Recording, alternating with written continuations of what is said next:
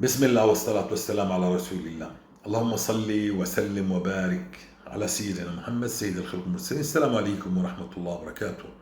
إخوتي وأحبتي في الله، رب اشرح لي صدري ويسر لي أمري واحلل عقدة من لساني يفقه قولي. يعني حالنا وحال الأمة والله لا يرضي إلا الأعداء. كيف السبيل للخلاص؟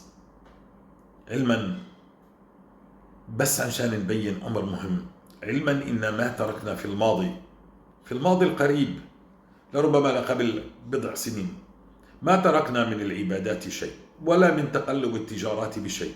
عسى الله أن يغير أحوالنا. وكنا نسمع لطالما صبر جميل والله المستعان، لربما هذا عام يغاث فيه الناس وفيه يعصرون. لكن الحقيقة المرة إنه كان يزداد الذل والهوان، وكانت تزداد الديون والكرب، وكان يزداد المرض شدة، وكان السحر يزداد، وكل شيء يزداد ولا ينتهي. ما تركنا من عبادات نتقرب فيها إلى الله من باب ادفع السيئة بالحسنة. نعم، أتبع السيئة حسنة تمحوها. عملنا هذا الأمر. قمنا الليل ودعونا الله، صمنا اثنين وخميس، قرأنا في كتاب الله. كل هذا جميل، كل جميل وكل مطلوب، لكن هناك مفتاح واحد يفتح ويقشع كل هذا الذي نحن فيه.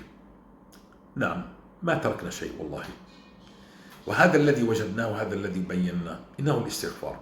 إذا كنت تريد أن تسمي ما أنت فيه بلاء، فالاستغفار سينهيه، وكأنك تقول لله: رب يعني استسلمت، لا أستطيع أن أكمل، ارفع عني هذا البلاء، فيرفعه الله بلزومك الاستغفار.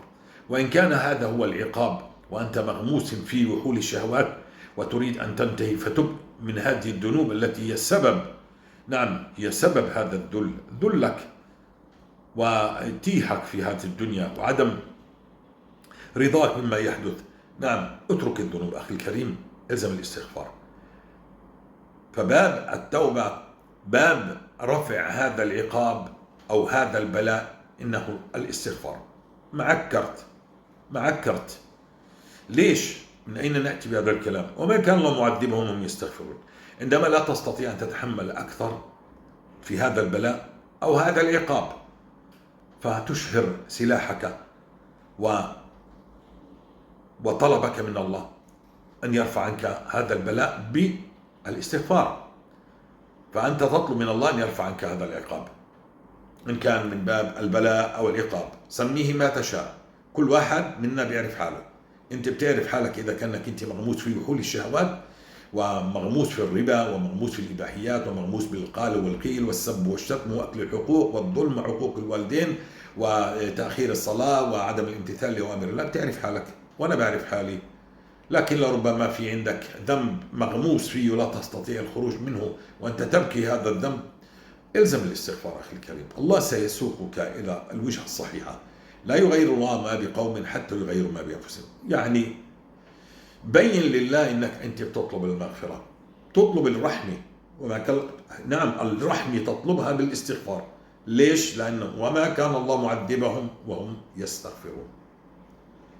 هذه الآية تخص المستغفرين، فنطلب المغفرة ونطلب الرحمة من الله في هذا الاستغفار. من لزم الاستغفار، قال المصطفى صلوات ربي عليه: من لزم الاستغفار جعل الله من كل ضيق مخرجا.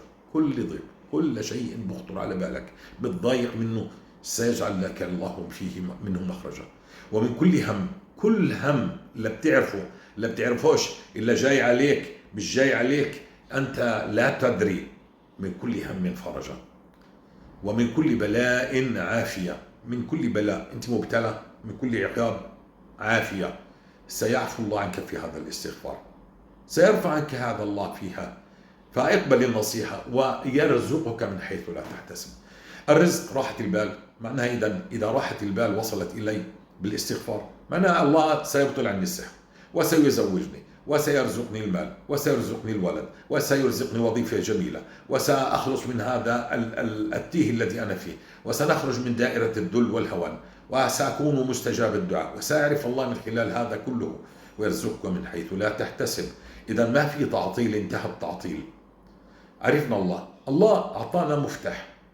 في 1000 مفتاح، لكن هذا المفتاح الذي يرفع أو يوقف العقاب ويوقف البلاء، هذا هو المفتاح، الاستغفار. لربما أنت بتقول الناس الذين تحت القصف يعني قد طهرهم الله لا زالوا تحت البلاء، ولكن الله يريدك أن تقول أستغفر الله. علموا الناس، وصلوا الناس، ما تركنا تجارة إلا قلبناها، وما تركنا من عبادة حتى يتغير واقعنا، لكنه لم يتغير إلا عندما لزمنا الاستغفار. معي سورة البقرة من 2019 وقرأتها لربما حتى 2000 مرة، ما غيرت واقعي، غيرت فهمي، رتبت أولوياتي سورة البقرة، نعم شلحتني سقطاتي سورة البقرة، لكن ما غير واقعي شيء مثل ما غير الاستغفار واقعي.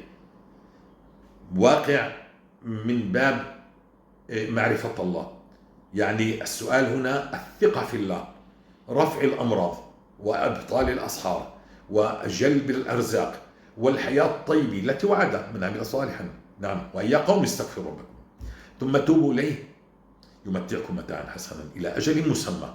بالاستغفار يرفع عنك الله العقاب، يرفع عنك البلاء، يعطيك مسألتك، يزدك قوة إلى قوتك، يشفيك، يعطيك، يزوجك، يقضي عنك دينك، يحميك من كل القصف هذا. إلى متى هذا الذل؟ والله إنه ليدمي القلب. علموا الناس، معنا كرت، لماذا لا نأخذ؟ لماذا لا ترجون لله وقارا؟ نشكو ونشكو ونشكو، ردد بدل الشكوى أستغفر الله. علموا الناس هذا الكلام، انشروا هذا الكلام يا جماعة، انشروا. كل واحد عنده هم فليكتبه في التعليق، كل واحد عنده، عشان نجاوب على هذه التعليق. في عندك هم معين، عندك مرض، عندك أي شيء، عندك وسواس، بالاستغفار جفف منابع أسباب هذا العقاب ألا وهي الذنوب، ثم أقبل على الله، اعبد الله كما يحب الله ويرضى، سترى فرجا من الله. الله قريب مجيب، يريدك أن تستجيب، يريدك أن تؤمن. لماذا لا تعظم الله؟ إن الاستغفار يمحو كل هذا الذي نحن فيه. والله إن الاستغفار فيه التمكين لهذه الأمة. نعم، التمكين إلك، التمكين بين أهلك، بين أولادك، التمكين للأمة قاطبة كلها. إن لزمنا الاستغفار بدل الله أحوالنا، سلل الخوف إلى قلوب أعدائنا، هزم أعدائنا، ضرب أعدائنا بعضهم ببعض، نعم أشغلهم بأنفسهم، دب الرعب في نفوسهم باستغفارنا إن كثرنا. ولكن أنت على مستوى الفرد سيغير الله واقعك. وإذا زدت يعني كان بلد سيكون بلدا آمنا مطمئنا يأتيه رزق من كل مكان. وإذ كانت الأمة كلها، فأبشر أخي الكريم، ويمددكم بأموال وبنين ويجعل لكم جنات ويجعل لكم أنهارا. ويا قوم استغفروا ربكم ثم توبوا إليه يمتعكم. يا قوم يمتعكم مش بالقصف، مش بالطائرات فوق رؤوسكم، يمتعكم متاعا حسنا إلى أجل مسمى يؤتي كل ذي فضل فضله. يا جماعة الاستغفار لا يشبهه أي عبادة، هو ليس ورد تردده. الرسول عليه السلام لزم الاستغفار، وقال من لزم الاستغفار كان يعد لرسول الله في كل مجلس 100 أو 70 استغفار. ففي كل مجلس كم من المجالس كان يجلس رسول الله. لولا أنه هذا ويمددكم، إنه المدد من الله بالاستغفار. لا يشبهه نحن، لا يعني ما لا نقلل من شأن باقي العبادات، لكنه عندك كرت، هذا المفتاح، مفتاح آخر لا يفتح ما يفتح به الاستغفار، الله به الاستغفار. ما تركنا شيء. معي سورة البقرة وأقرأها ورددها 4 مرات في اليوم، 3 مرات في اليوم، مرتين في اليوم، مرة في اليوم. وقد قرأته حتى الآن من 28/9 إلى يومنا 28/9/2019 إلى يومنا هذا لربما 2400 مرة. نعم سورة البقرة عظيمة ولها شأن عظيم، لكن الاستغفار فيه ترفع العقاب، يرفع الله بالعقاب بالاستغفار، يرفع، يكشف الأمراض، يكشف الأسحار، يكشف الهموم، يكشف الديون، يكشف كل شيء مضايقك. وما كان الله وهم يستغفرون، فكل شيء بضيقك هو عذاب، فالله سيكشف في هذا. يا أخي بينوا للناس هذه التي تحت القصد، اجأروا إلى الله بالاستغفار. نعم، لا تبقى تقول لي أنا بقرأ قرآن وأنا بصلي على رسول الله وأنا يصلي لكن المفتاح الذي يرفع عنا هذا الذي نحن فيه والذل إنه الاستغفار.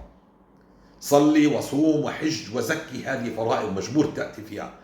إن تقرب إلى الله بالنوافل إن هذا جميل، لكن الذي يرفع العقاب الاستغفار. وصلت؟ وصلوا هذه الرسالة لكل محب، لكل قريب، لكل عزيز، للناس الذين تحت القصف. قل لهم يا أخي الزم الاستغفار، سيوقف الله عنك هذا الذي أنت فيه. والله القلوب تتعصر ألم على ما يحدث، ونعرف إن الله الذي أنزل علينا، سمي بلاء أو سمي عقاب، الله الذي أنزله علينا ولن يكشفه إلا الله. وكيف يكشفه الله؟ الزم الاستغفار. وصلت؟ وصلوها للناس، وصلوها. إذا كان في عندكم غيرة للدين، غيرة على الدين، غيرة على المسلمين، غيرة على من حولكم، على أولادكم، علموهم الاستغفار، اعطوهم. الأطفال الصغار والله سينفع الكبار الصغار. أطفالكم الصغار كل واحد يكتب مسألته، شو مشكلته، بالاستغفار سيحل الله كل مشاكلك. وعندما لازم الاستغفار يعني أنت كل الوقت مستغفر، مش 1000 ولا 2000 ولا 10. ابحر فقط، ردد أستغفر الله أستغفر الله أستغفر الله. لا تتفنن في السياق، مفيش حاجة للتفنن، لكن اشغل حالك بذكر الله. اذكر الله في نفسك، استغفر الله استغفر الله.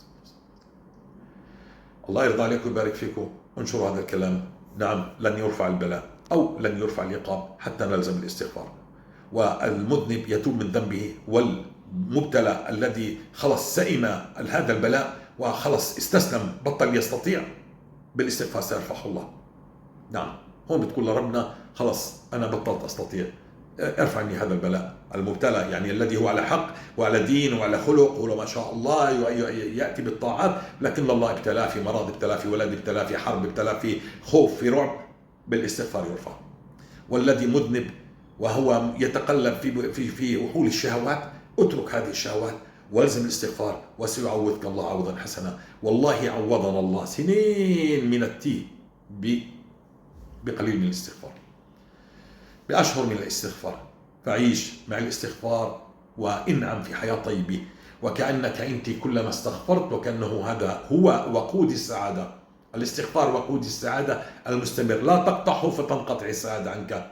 وقود السعادة هو الاستغفار، فاستمر بالاستغفار عشان لا تنقطع عنك السعادة.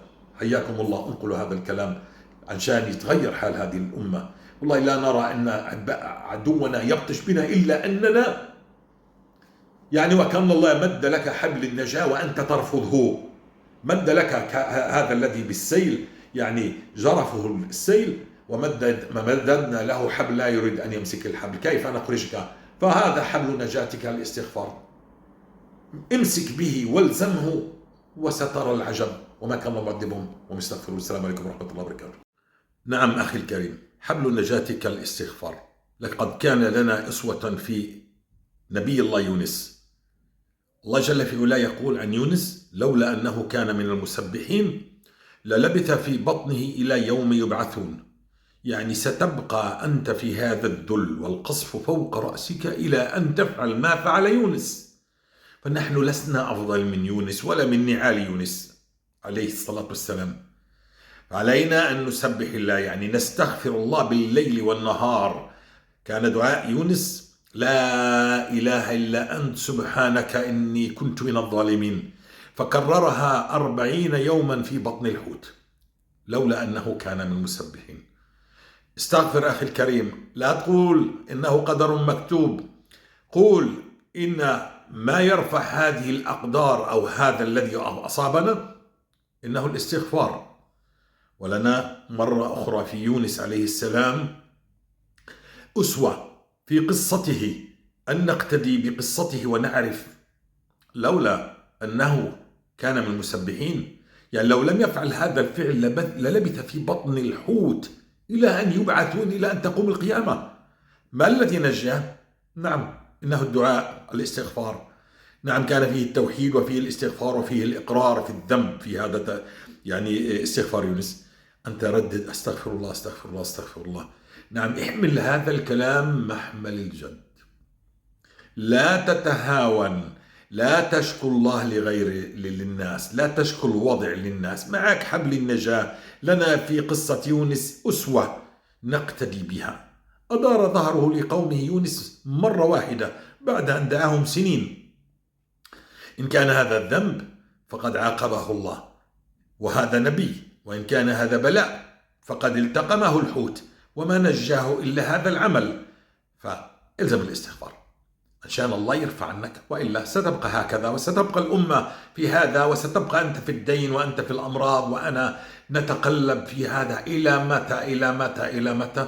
إلى أن تفعل ما فعل يونس، إلى أن تلزم الاستغفار. من لزم الاستغفار جعل الله له من كل ضيق مخرجا وكل هم فرجا ورزقه من حيث لا يحتسب. والله لا يعذب المستغفر وما كان الله معذبهم يستغفرون. وتنتقل إلى العيشة الطيبة. نعم، ويا قوم استغفروا ربكم ثم توبوا إليه يمتعكم متاعا حسنا إلى أجل مسمى ويؤتي كل ذي فضل فضله. وفي سورة نوح فقل استغفروا ربكم إنه كان غفارا يرسل السماء عليكم مدرارا هذه الرحمات ويمددكم رحمات مدد ويمددكم بأموال وبنين ويجعل لكم جنات ويجعل لكم أنهارا. لا تتفنن في شيء آخر. كل العبادات جميلة، لكن هذا زمن الاستغفار والتوبة والرجوع. إذا كان بلاء لا يرفع إلا بالاستغفار، وإن كان عقاب فلن يرفع إلا بالاستغفار. توبوا والزموا الاستغفار. وبارك الله فيكم. انقلوا هذا الكلام لكل من تحبه إلى مشارق الأرض ومغاربها، لكل قريب وعزيز وكل مهموم ومكروب. انقلوا هذا الكلام. ما كان شفاؤنا إلا بالاستغفار، وما كان قضاء ديوننا إلا بالاستغفار، وما كان انتشار كلامنا إلا بالاستغفار. الحمد لله رب العالمين. وكل العبادات جميلة، لكن الاستغفار إنه زمن الاستغفار. السلام عليكم ورحمة الله وبركاته.